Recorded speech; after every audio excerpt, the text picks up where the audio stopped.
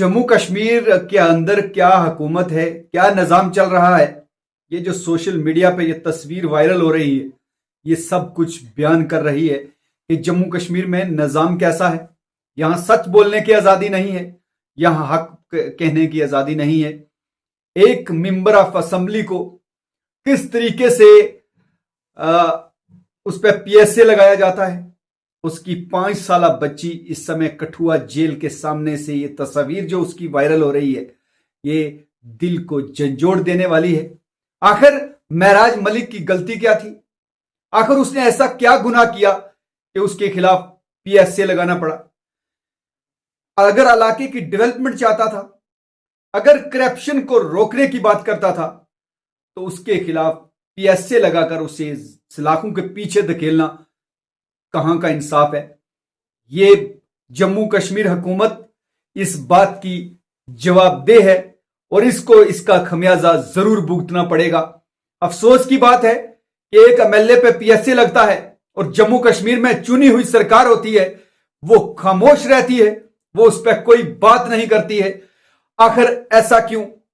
अगर और कोई भी छोटा सा मामला होता है, उस पर बहुत तेजी से इनके स्टेटमेंट आते हैं, बहुत जल्दी में इनके स्टेटमेंट आते हैं और बड़े दबंग अंदाज में ये बोलते हैं कि ऐसा किया तो ऐसा कर देंगे। लेकिन अफसोस की बात है कि महराज मलिक बिना किसी गलती के इस समय पीएसए की सजा भुगत रहा है और उसकी छोटी बच्ची है जो मुलाकात के लिए जेल के बाहर खड़ी है। ये जम्मू कश्मीर की अक्कासी करता है, ये जम्मू कश्मीर के निजाम की अक्कासी करता है।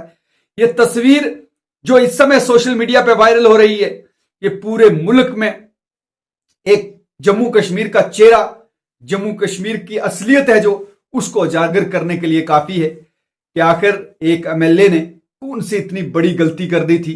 वो किसी करप्शन में मुब्तला नहीं था, वो एंटी नेशनल एक्टिविटीज में मुलव्वस नहीं था।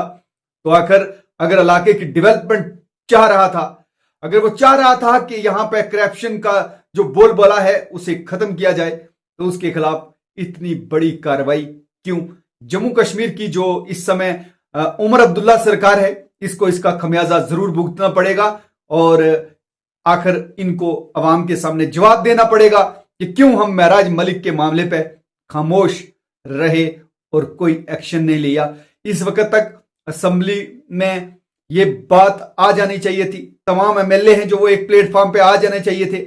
अगर कोई और रास्ता नहीं था तो एहतजाज का रास्ता इख्तियार करके मरकज से ये मांग कर सकते थे कि महराज मलिक को बेगुनाह सजा मिली है, उसको रहा किया जाए। लेकिन नेशनल कॉन्फ्रेंस हुकूमत की बात करें, पूरी तरीके से खामोश है। इस तस्वीर के साथ मैं आपसे इजाजत चाहूंगा कि ये बच्ची सब कुछ बयान कर रही है कि जम्मू कश्मीर के अंदर निजाम कैसा चल रहा है। अभी के लिए बस।